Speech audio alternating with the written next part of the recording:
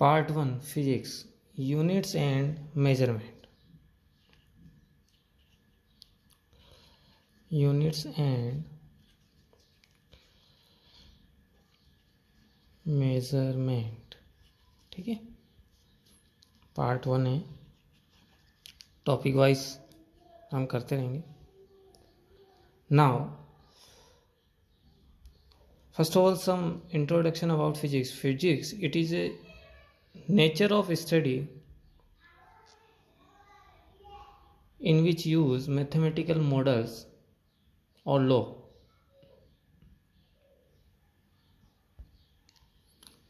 इस चैप्टर से 2 और 3 क्वेश्चंस तो आने वाले ही हैं.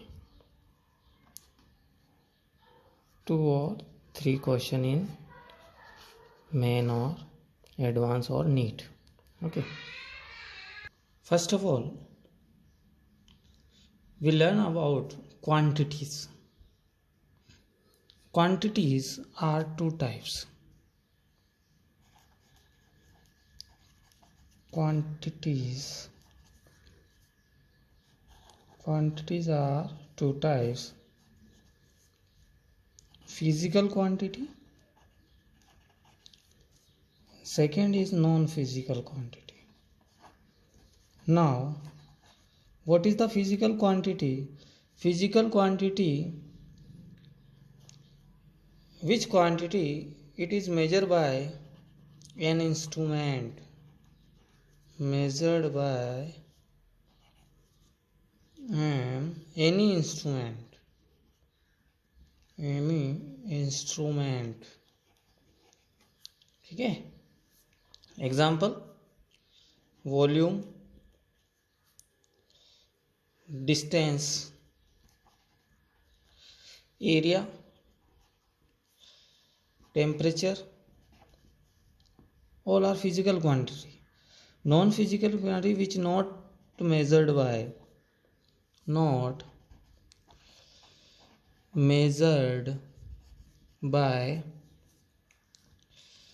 any instrument. ओके, लाइक बस को ले लो. बस को मेजर कर सकते हो. Mangal Newton school, MNS, city cinema,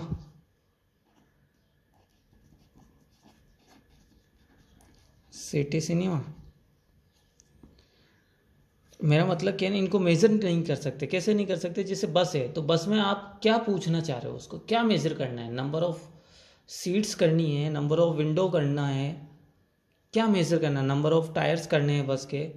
MNS school में क्या करना है? नंबर ऑफ टीचर्स मेजर करने हैं, या नंबर ऑफ फ्लोर्स मेजर करने हैं, या number of Windows, number of playgrounds, क्या मेजर करना है? कोई स्पेसिफाइड नहीं, ओनली फॉर MNS बोला हुआ है. तो MNS को हम मेजर नहीं कर सकते किसी भी. ठीक है, जैसे सिटी सिनेमा, अब सिटी सिनेमा में क्या पूछा है? वो नंबर ऑफ स्क्रीन पूछ रहा है, या नंबर ऑफ समोसे पूछ रहा है इन कैंटीन. कुछ स्पेशल पूछेगा तो हम मेजर कर पाएंगे, वरना मेजर नहीं कर पाएंगे. ठीक है, तो ये होती है नॉन फिजिकल क्वांटिटी. अब आगे चलते हैं. हम फिजिकल क्वांटिटी को अगेन 2 पार्ट्स में डिवाइड किया जाता है. फिजिकल क्वांटिटी को अगेन 2 पार्ट्स में डिवाइड कर देते हैं हम. तो ये इंपॉर्टेंट है, फंडामेंटल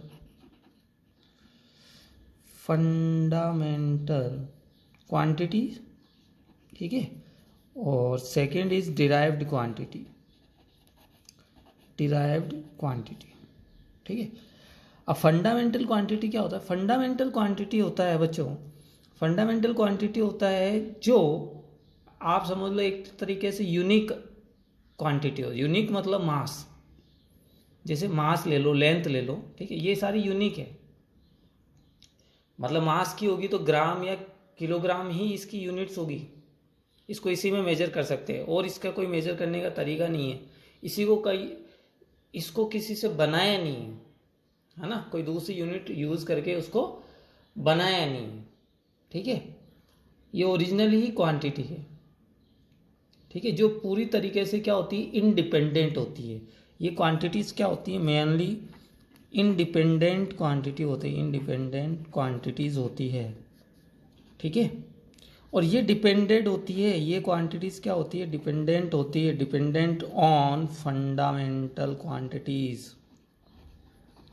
मतलब ये डिराइव की जाती है फंडामेंटल क्वांटिटी को यूज़ करके। ठीक है, अब फंडामेंटल क्वांटिटी में क्या है, देखो 7 फंडामेंटल क्वांटिटीज़ होती है। 7 क्वांटिटीज़ आपके पास फंडामेंटल होती है, प्लस 2 सप्लीमेंट्री क्वांटिटीज़ होती है। 2 सप्लीमेंट्री क्वांटिटीज़ होती है। 7 फंडामेंटल होती है और 2 क्या होती है, सप्लीमेंट्री क्वांटिटीज़ होती है। नाउ 7 फंडामेंटल क्वांटिटीज़ कौन कौन सी होती है बेटे, हम उसके बारे में बात कर लेते हैं। फर्स्ट आपके पास आ जाता है मास, फिर लेंथ, फिर आपके पास टाइम, फिर आपके पास टेम्परेचर, फिर आपके पास इलेक्ट्रिक करंट,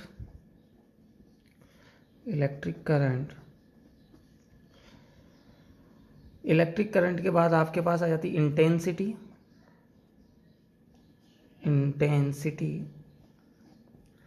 इंटेंसिटी के बाद क्वांटिटी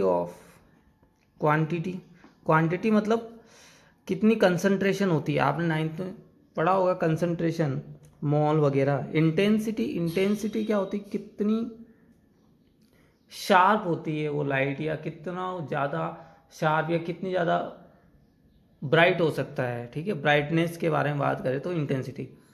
ये 7 से ये ओरिजिनल ही क्वांटिटी होती है, इनको कहीं से हम बना नहीं सकते। ठीक है, और 2 सप्लीमेंट्री क्वांटिटी होती है। पहली वाली सप्लीमेंट्री क्वांटिटी क्या होगी, ये सप्लीमेंट्री क्वांटिटी आ जाएगी। पहली वाली होगी एंगल, प्लेन एंगल की बात कर सकते हैं अपन, प्लेन एंगल। और दूसरा होगा सॉलिड एंगल, ठीक है। Plane angle between two lines जब एंगल बन जाता है तो प्लेन एंगल कहलाता है। जैसे ये मैंने थीटा ले लिया तो इसकी जो यूनिट होती है उसे हम रेडियन बोलते हैं। और सॉलिड एंगल हमेशा 2 एरिया के बिटवीन बनता है, कोई भी 2, जैसे कॉन हो, एक मैंने कॉन ले लिया, ठीक है, ये कॉन बना दिया, तो अब इसका क्या होगा, सरफेस होगा। तो ये जो कॉन की ये जो साइड्स होती है इसके बिटवीन जो एंगल आता है, ये मैंने अल्फा ले लिया, ठीक है, ये होता है सॉलिड एंगल। बिटवीन 2 एरियाज या 2 क्वांटिटीज़ के बिटवीन जो एंगल बनता है वो सॉलिड एंगल कहलाता है। और ये होता है स्टेरेडियन। क्या होता है, स्टेरेडियन होता है, जिसे हम SR से शो करते हैं, स्टेरेडियन, ठीक है। और ये रेडियन, ये इनकी यूनिट्स है। सेम मास की यूनिट बता देता हूँ मैं। मास की यूनिट क्या है, चल आपके पास मास की यूनिट अभी केजी, लेंथ की आप क्या लोगे, किलोमीटर या मीटर, मीटर ले लेते, टाइम सेकंड, टेम्परेचर का केल्विन टेम्परेचर, ठीक है। इलेक्ट्रिक करंट की एम्पियर, इंटेंसिटी की हम कैंडेला लेते हैं, कैंडेला, ठीक है। और क्वांटिटी की हम लेते हैं मोल। ये 7 फंडामेंटल यूनिट्स होती है बेटे और 2 सप्लीमेंट्री है, ठीक है। इन सब की यूनिट्स मैंने बता दी है, ठीक है। नाउ 7 फंडामेंटल यूनिट्स के बाद अब हम डिराइव्ड यूनिट्स की बात करेंगे, ठीक है। डिराइव यूनिट्स के साथ साथ मैं इसी में एक टॉपिक और ऐड कर रहा हूँ, डायमेंशंस का, तो वो हम भी साथ फाइंड करेंगे। यही इंपॉर्टेंट चीज़ है, डायमेंशंस कैसे निकाल। डायमेंशन मतलब मास को क्या शो कर रहा है, मास को कैसे डायमेंशन। तो मास की डायमेंशन के लिए हम, जैसे मास है तो मास का कैपिटल M यूज़ में लेते हैं, ठीक है, और इसे एक बड़े ब्रैकेट कैपिटल C के अंदर लिखते हैं, ठीक है। लेंथ है तो लेंथ का कैपिटल L और इसको ब्रैकेट के अंदर, टाइम का कैपिटल T इसको ब्रैकेट के अंदर, केल्विन का कैपिटल K इसको अंदर, इलेक्ट्रिक करंट एम्पियर का ए, इंटेंसिटी कैंडेला का सी और डी, जैसे मैं लिख रहा हूँ ऐसे लिखना है, कैपिटल सी स्मॉल डी, फिर इसका मोल। ठीक है, ये इनकी डायमेंशन होती है, इनको इस टाइप से शो करते हैं। अब हम next we now talk about derived units which is derived help by derived quantities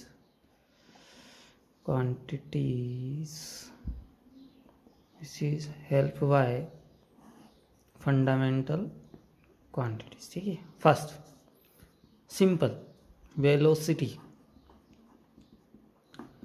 velocity को हम क्या बोलते हैं बताओ? डिस्टेंस, डिस्प्लेसमेंट, लेंथ, एक ही बात, displacement over time, that is equals to distance मतलब लेंथ और टाइम। तो लेंथ और टाइम आपके पास फंडामेंटल यूनिट्स है, इन दोनों का यूज़ करके हमने वेलोसिटी बनाई है। ठीक है, तो ये क्या हो गई? Derive units. अब इसकी यूनिट बात करें, डिराइव क्वांटिटी हो गई, अब इसकी यूनिट की बात करें, क्योंकि फिजिक्स में विदाउट यूनिट्स कुछ नहीं होता, तो इसकी यूनिट की बात करें तो लेंथ का हमने मीटर ले लिया और टाइम का क्या ले लिया? सेकेंड, तो मीटर पर सेकेंड। ठीक है, अब मैं इसकी डायमेंशन निकालना चाह रहा हूँ। डायमेंशन देखना कैसे लिखते हैं। डायमेंशन मीटर है तो मीटर को हमने लेंथ में मेज़र किया है, तो इसकी डायमेंशन होगी एल, और डिवाइड बाय सेकेंड मतलब टाइम को मेज़र किया है तो ये डिवाइड बाय टी। तो डायमेंशन ऑफ वेलोसिटी को हम राइट करेंगे L1 और साथ में t-1, क्योंकि t नीचे है। ठीक है, अब यहाँ m है नहीं तो m को क्या करेंगे हम? 0। ठीक है, कोई भी स्टैंडर्ड फॉर्म क्या होती है किसी भी डायमेंशन को राइट करने के लिए? स्टैंडर्ड फॉर्म क्या होगी डायमेंशन की? MLT। ठीक है, इस फॉर्म में चलते रहेंगे हम। ठीक है, आगे यहाँ इनकी पावर आ जाएगी, जो भी पावर है इस फॉर्म में हम राइट करते हैं। जो क्वांटिटी एब्सेंट है उसकी पावर हम क्या रख देंगे? 0। ठीक है, वेलोसिटी होगी। सेकंड सिंपल सा लेते हैं, एक्सलेशन। ठीक है, एक्सलेशन क्या होता है? Velocity over time. वेलोसिटी अभी हमने लिखा था लेंथ ओवर टाइम और डिवाइड बाय टाइम, तो क्या हो गया हमारे पास? एक्सीलरेशन क्या आ गया? Length divide by time square, मतलब meter divide by second square. ये इसकी क्या हो गई? यूनिट्स हो गई। अब डायमेंशन की बात करें तो मीटर आ गया। डायमेंशन की बात करें तो यहाँ डायमेंशन में क्या आ गया? मीटर आ गया। मीटर आ गया मतलब L1 हो गया, और टाइम कितना आ रहा है? T2 आ रहा है। ठीक है, तो इसको ढंग से लिखेंगे तो हमारे पास m तो है नहीं, तो m को हमने लिख दिया 0, फिर L1 ऊपर और t-2। ये इसकी क्या हो गई? डायमेंशंस हो गई। एरिया की यूनिट्स हमें पता है क्या होता है? लेंथ इंटू लेंथ, तो यूनिट्स क्या हो जाएगी? मीटर स्क्वायर, और आप डायमेंशन क्या लिखोगे? L2। सिमिलरली वॉल्यूम क्या हो जाएगा? मीटर क्यूब, तो डायमेंशन क्या आ जाएगी आपके पास? L3। ठीक है, अगेन इसमें m नहीं आ रहा तो m0, t नहीं आ रहा तो t0, m0 t0। ठीक है, स्टार्टिंग बेसिक में ये 3 ही डायमेंशन यूज में लेनी स्टैंडर्ड फॉर्म में। ठीक है, आगे इफ कैंडेला, इंटेंसिटी, एम्पियर इनकी रिक्वायरमेंट होगी तो वो और एड करते रहेंगे। अब डेंसिटी निकालना है। डेंसिटी का क्या फॉर्मूला होता है बताओ? मास ओवर वॉल्यूम। ठीक है, तो मास का क्या हो गया? हमने मास का क्या ले लिया? kg ले लिया, और वॉल्यूम का क्या हो गया? Metre cube. तो यूनिट्स क्या होगी? kg over metre cube. अब केजी को हम किससे शो करते हैं, एम से, तो m1 हो गया, और मीटर क्यूब को L3 से, ठीक है। तो हमारे पास क्या बनेगी डायमेंशन, m1 L-3 और T0, ये बन गई, ठीक है। अब मैं इन सब के फॉर्मूला आपको राइट कर देता हूँ, आप ट्राई करना घर पर, ठीक है। नेक्स्ट लेक्चर में मैं इनके आंसर्स बताऊंगा, आप चेक कर सकते हैं, और मुझे आप कमेंट में इनके आंसर्स बता देना कि इनकी यूनिट्स डायमेंशंस क्या होगी। मैं आपको सबके इनके फॉर्मूला राइट करता हूँ। मोमेंटम का फॉर्मूला क्या होता है, mass into velocity, mass into velocity, ठीक है। फोर्स क्या होता है, मास इनटू डिस्प्लेसमेंट, प्रेशर क्या होता है, प्रेशर क्या हो जाएगा, फोर्स ओवर एरिया। एनर्जी का फॉर्मूला बताओ, फोर्स इनटू डिस्प्लेसमेंट।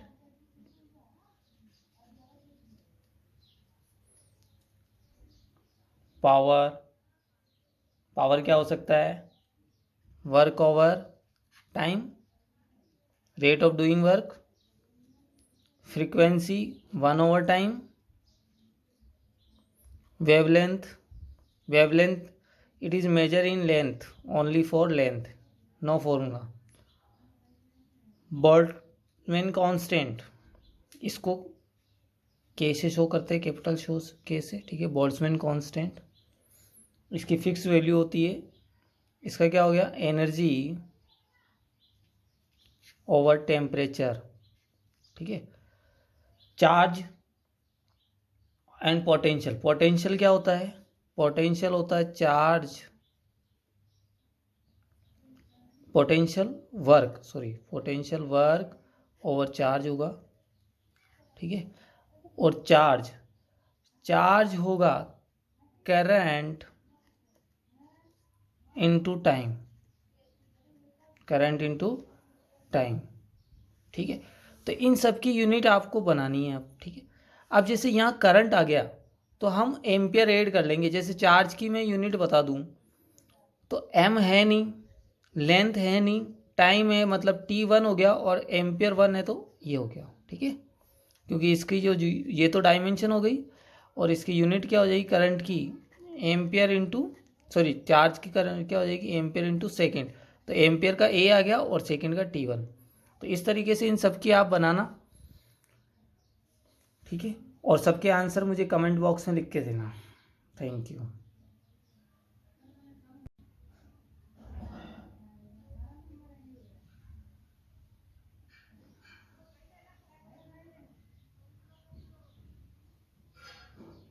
ये 2 क्वेश्चन है, एक जेई का है और एक एम्स जिसे हम आजकल नीट बोलते हैं उसके क्वेश्चन है, ठीक है। ट्राई करना, नेक्स्ट क्लास में हम इसका आंसर देखेंगे, ठीक है। कमेंट बॉक्स में आंसर